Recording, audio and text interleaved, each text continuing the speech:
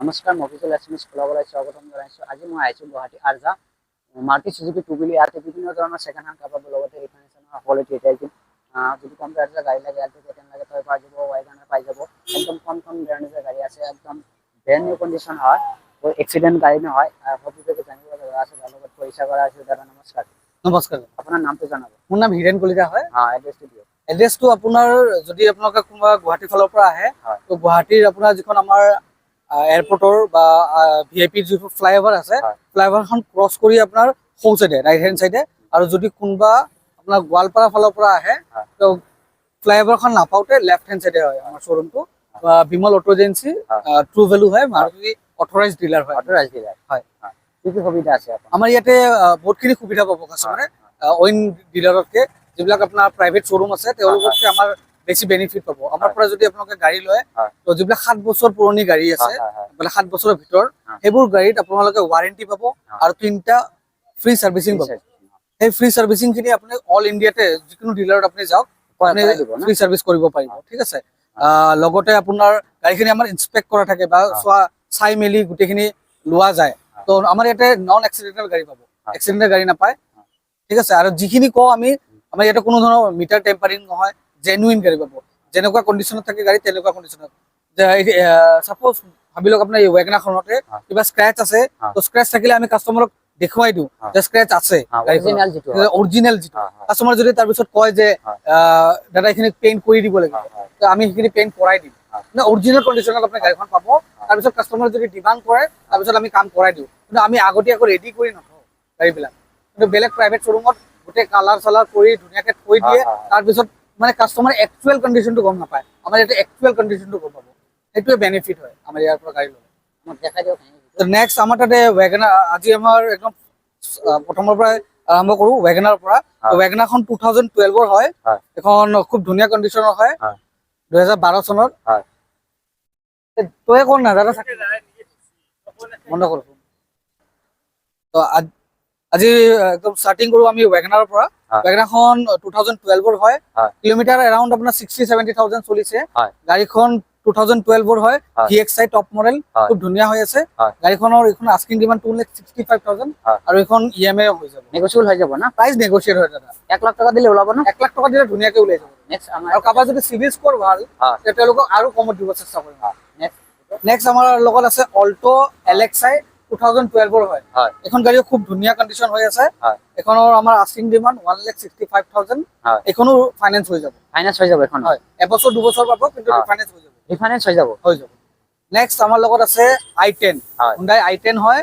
গাড়ীখন ধুনীয়া হৈ আছে, বাট অলপ স্ক্ৰেচ আছে। তো কাষ্টমাৰে যদি ডিমাণ্ড কৰে, আমি এইবিলাক কালাৰ কৰাই দিম। কিন্তু আমি আগতীয়াকৈ গাড়ী অৰিজিনেল পেইণ্ট পাব। অৰিজিনেল পেইণ্টতে আছে, আগতীয়াকৈ একো কৰি নথওঁ আমি। নেক্সট আমাৰ লগত আছে অল্টো K10 VXI 2019ৰ হয়। এখন গাড়ী খুব ধুনীয়া হৈ আছে। গাড়ীখন আপোনাৰ ফাৰ্ষ্ট অনাৰ হয়। হয়, কিলোমিটাৰ চলিছে 67,000। আৰু এইখন আমাৰ আস্কিং ডিমাণ্ড হ'ল আপোনাৰ 3,60,000। প্ৰাইচ নেগোচিয়েট। কিমান দিলে? 1 লাখ টকা দিলে? 1 লাখ টকা দিলে ধুনীয়াকৈ ওলাই যাব। ধুনীয়া ওলাই যাব না? হয়। নেক্সট আমাৰ লগত আছে ইগনিছ। ইগনিছ এখন আপোনাৰ টপ মডেল হয়, 2017ৰ হয়, টপ মডেল আলফা। আৰু এইখন ধুনীয়া হৈ আছে। মেঘালয় নাম্বাৰ হয়। কোনোবা যদি মেঘালয়ৰ কাষ্টমাৰ ল'ব বিচাৰে, ল'ব পাৰে। বা আমাৰ যদি অসমৰ কোনোবা মানুহে লয়, তো আমি মেঘালয় ট্ৰান্সফাৰ কৰাই দিম। আৰু কাৰোবাক যদি অসম নাম্বাৰ কৰিও লাগে, আমি অসম নাম্বাৰো কৰাই দিম।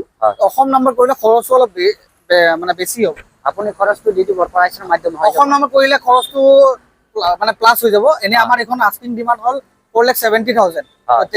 যদি কোনোবা অসম নাম্বাৰ কৰিব বিচাৰে, তেতিয়াহ'লে প্ৰাইচটো অলপ বাঢ়ি যাব। নেক্সট আমাৰ ভিতৰৰ ফালে আছে না? নেক্সট আমাৰ ভিতৰত ষ্টক আছে, আৰু আহক দেখাই দিছোঁ। নেক্সট আছে আমাৰ লগত ডিজায়াৰ ZXi প্লাছ 2019ৰ হয়। কিলোমিটাৰ চলিছে আপোনাৰ অনলি 28,000। এখন গাড়ী খুব ধুনীয়া হৈ আছে। এখন 1 লাখ টকা ডাউন পেমেণ্ট দিলে ইজিলি ওলাই যাব। আস্কিং কিমান ক'লে? 6,50,000। 6,50,000 ফিক্স প্ৰাইচ নহয়, নেগোচিয়েট হৈ যাব। নেগোচিয়েবল হৈ যাব না? হৈ যাব। নেক্সট আমাৰ কি আছিল? নেক্সট আমাৰ লগত i20। এখন একদম টপ মডেল হয়, অটোমেটিক হয়। গাড়ীখন খুব ধুনীয়া হৈ আছে, আৰু কিলোমিটাৰ চলিছে আপোনাৰ অনলি 19,000। গাড়ী খুব ধুনীয়া হৈ আছে। আস্কিং এখন আমাৰ আস্কিং প্ৰাইচ হ'ল আপোনাৰ 7,60,000। প্ৰাইচ ফিক্স নহয়, Negotiable হৈ যাব না? নেগোশিয়েট হৈ যাব, একদম ব্র্যান্ড নিউ কন্ডিশনে আছে, একদম ব্র্যান্ড নিউ অরিজিনাল পেইন্ট হয় জানা, অৰিজিনাল পেইন্টৰ হয়, এলয় লাগিছে। ইনবিল আহা হয়, হয়। আফটাৰ মাৰ্কেট নহয়। ইনবিল আহা আপোনাৰ এলহিল আছে, টাচ স্ক্ৰীন আছে, গোটেইখিনি ফিটেড হয় গাড়ী, অট'মেটিক হয়, টপ মডেলখন হয়। Automatic। আচ্ছা, হয়। নেক্সট নেক্সট আমাৰ লগত আছে ৱেগনাৰ, খুব ধুনীয়া কণ্ডিশ্যনৰ ৱেগনাৰ আছে, 2013 হয়, VXI। কালাৰটো খুব ধুনীয়া হয়, ৰেড কালাৰ, ৰেড কালাৰ হয়, গাড়ীখন ৱেল মেইনটেইন হয়। এখন আমাৰ আস্কিং ডিমাণ্ড হ'ল 2,75,000, ফিক্স প্ৰাইচ নহয়, কমি যাব, হৈ যাব না? নেগোশিয়েট হৈ যাব। কিমান ডাউন পেমেন্ট কিমান দিলে ওলাব? এখন ডাউন পেমেন্ট যদি কোনোবা কাস্টমাৰ সিভিল স্কোৰ ভাল, 80,000তে দি দিম, 80,000। অনলি 80,000।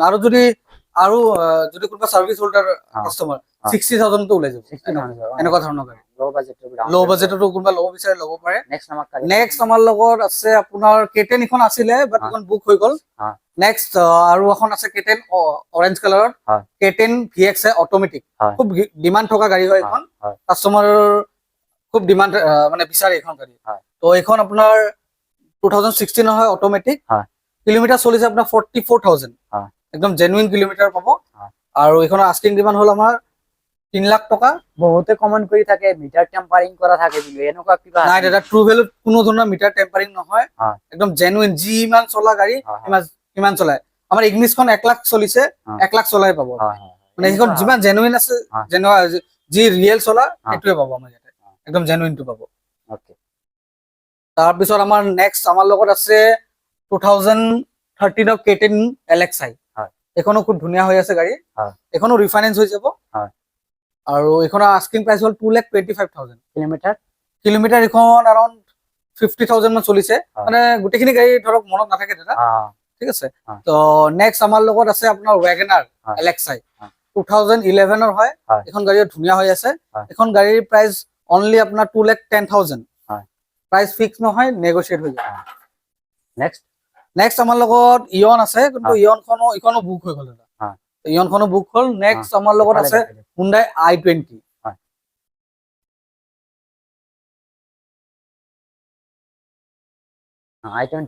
Hyundai i20 হয়, 2016 হয়, ম্যাগনা, এখন গাড়ীও খুব ধুনীয়া হৈ আছে। অলপ সৰু সুৰা স্ক্ৰেচ আছে, কাস্টমাৰ যদি ডিমাণ্ড কৰে। কিলোমিটাৰ এৰাউণ্ড আপোনাৰ 50 ওচৰ আছে। এখন আস্কিং ডিমাণ্ড আমাৰ 4,35,000, প্ৰাইচ ফিক্স নহয়, নেগোশিয়েট হৈ যাব দাদা। 1,20,30,000 দিলে ওলাব না? ডাউন পেমেন্ট 1,20,000 দিলে ধুনীয়াকে ওলাই যাব। নেক্সট আপোনাৰ আমাৰ লগত আছে ইয়ন, Hyundai ইয়ন হয়, 2013 হয়, মেঘালয় নাম্বাৰ হয়। কোনোবা মেঘালয় কাস্টমাৰ যদি ল'ব বিচাৰে ল'ব পাৰে, বা কোনোবা যদি অসমৰ মানুহে ল'ব মানে অসমৰ ভিউয়াৰ্স আপোনাৰ যদি কাস্টমাৰে যদি লয় ল'ব পাৰে। মেঘালয়তো আমি ট্ৰান্সফাৰ কৰাই দিম এইটো। আৰু এখন আস্কিং প্ৰাইচ হ'ল 1,55,000, প্ৰাইচ ফিক্স নহয়, নেগোশিয়েট হৈ যাব। অন টেবল আহি নেগোশিয়েট হৈ যাব। এখন ফাইনেন্সো হৈ যাব, ফাইনেন্স হৈ যাব। ডাউন পেমেন্ট 80,000 মান দিলে ধুনীয়াকে ওলাই যাব, 80,000 90,000 দিলে ওলাই যাব।